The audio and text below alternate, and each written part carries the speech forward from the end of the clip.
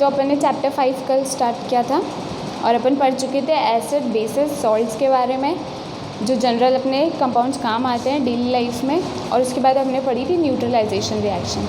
उसके बाद पढ़ा था वाटर ऑफ क्रिस्टलाइजेशन, जो कि यहाँ पे आपको नज़र आ रहा है। 10 मॉलिक्यूल्स ऑफ वाटर कल हमने बताया था इस तरह से कि अटैच हो जाते हैं किसी कंपाउंड के, वाटर मॉलिक्यूल्स आके चारों तरफ अटैच हो जाते हैं और वो किस फॉर्म में बन जाते हैं, इसकी वजह से क्या होता है, उस सब्सटेंस का क्रिस्टल फॉर्म नज़र आता है हमको। उसका एक और एग्जाम्पल है यहाँ पे पोटैश एलम का।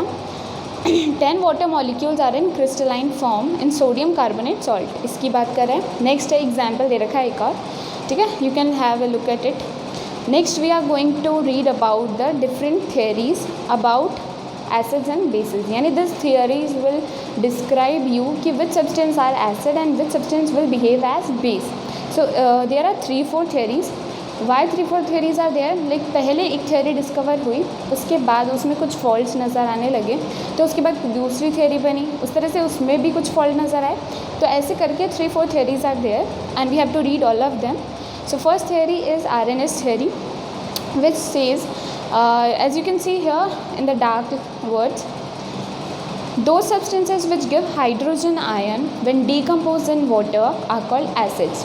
यानी the substance, like मैं किसी भी चीज़ को HCl you can see, HCl को मैं अगर पानी में डालती हूँ, what is this aqueous showing here, कि aqueous वर्ड क्या पिछले साल भी बताया था कि what the word show here कि वो किस मीडियम में है, लाइक यहाँ पे भी aqueous है, यहाँ पे भी aqueous है। It means this solution यानी the HCl has water in it, HCl plus water हमने यहाँ मिक्स कर दिया, and for the liquid solution we use aqueous here। तो जैसे ही हम इसको पानी में डालते हैं तो ये क्या करता है, H प्लस और Cl में स्प्लिट हो जाता है, यानी हमको पता है ये दो चीज़ों से मिलके बना है, H से और Cl से। तो जैसे ही हम इसको वाटर में डालते हैं, जैसे ही डालने पे क्या हो जाता है कि ये जो है आयंस में स्प्लिट हो जाते हैं, एक स्प्लिट हो जाता है H प्लस में, एक स्प्लिट हो जाता है Cl माइनस में। तो here it will behave as an acid, क्योंकि ये कौन सा आयन दे रहा है, H प्लस आयन, जिसको हम प्रोटोन भी कहते हैं। So this will behave as an acid. Next क्या है, those substances that decompose in water and give hydroxyl ion, जो कि पानी में जाने पे क्या देते हैं। तो here is definition of basis, the substance that decompose in water and give hydroxyl ion. hydroxyl ion क्या होता है, OH माइनस, H प्लस का ऑपोजिट जब वाटर में हम उसको डालते हैं, are called basis। यानी the substance, जैसे कि यहाँ HNO3 देख सकते हो आप, nitric acid, nitric acid behave as an base. यहाँ पे भी अगेन एक्वस वर्ड यूज़ किया है, इट मीन्स हमने इसको पानी में मिक्स कर दिया, एंड द प्रोडक्ट क्या बन रहे हैं, H plus and NO3 minus ion. So यहाँ पे क्या दिख रहा है आपको, एज एन एसिड बिहेव कर रहा है।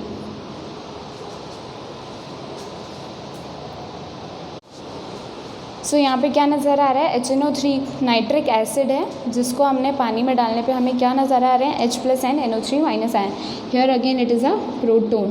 तो जो भी आयन, जो भी सब्सटेंस H प्लस देता है, H प्लस आयन देता है पानी में, वो क्या कैसे बिहेव करते हैं, एसिड की तरह बिहेव करते हैं।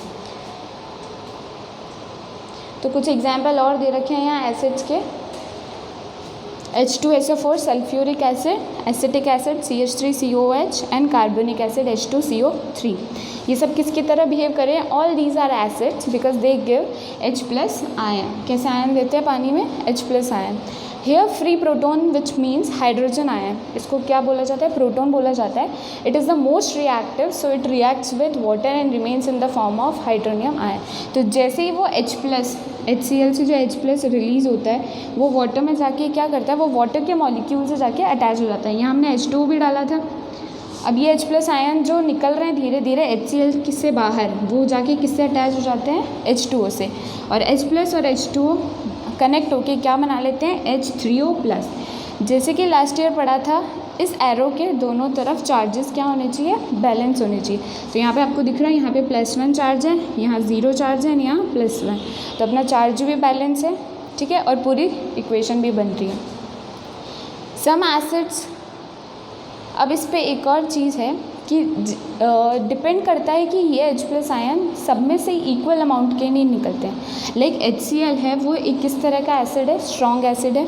स्ट्रॉन्ग एसिड हमेशा पानी में क्या करते हैं, सारे के सारे HCl जो है H+ में और Cl- में बदल जाते हैं, सारे के सारे बदल जाएंगे, यानी जितने भी HCl के मॉलिक्यूल होंगे उतने सारे के सारे H+ के मॉलिक्यूल में बदल जाएंगे और Cl- के मॉलिक्यूल्स में बदल जाएंगे आयंस में।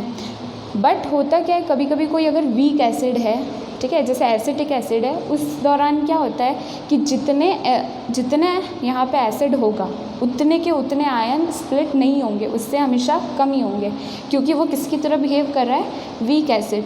तो अपन जो एसिड लेते हैं उसकी स्ट्रेंथ पे डिपेंड करता है कि कितने H+ आयन रिलीज़ होंगे। अगर वो वीक है तो वो पूरी तरह से सारे के सारे H+ नहीं देता है, अगर वो स्ट्रॉन्ग है तो पानी में डालते ही वो सारे के सारे H+ आयन यहाँ पे रिलीज़ कर देता है। तो सम एसिड्स गेट कम्प्लीटली आयनाइज्ड, या कम्प्लीटली आयनाइज्ड का मतलब क्या है यहाँ पे कि 100% HCl जो है H+ आयंस में बदल जाएगा in aqueous solution. These are called strong acids, इनको क्या बोला जाता है, स्ट्रॉन्ग एसिड्स बोला जाता है। एग्जाम्पल हो गया HCl, H2SO4, HNO3 एक्सेट्रा। अब some acids do not completely ionise, यानी वो पूरे के पूरे H+ नहीं देते हैं।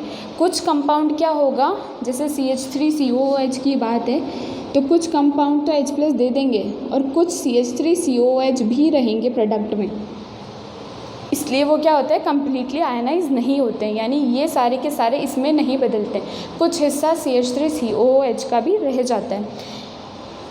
तो that do not completely ionise and remains in undissociated form. तो ये वाली कौन सी फॉर्म है उसकी, अनडिसोसिएटेड। डिसोसिएट यानी क्या होता है, टूटना, तो ये वाली कैसी फॉर्म है, अनडिसोसिएटेड, क्योंकि ये बिल्कुल भी टूटी नहीं है, ये H+ आयन में कन्वर्ट नहीं हुई है, इसलिए ये किस तरह से बिहेव करेंगे, वीक एसिड्स की तरह बिहेव करेंगे। एग्जाम्पल हो गया acetic acid, H2CO3, carbonic acid etcetera. Example of basis की बात करें अब, जैसे कि पहले पढ़ के आए थे डेफिनेशन में कि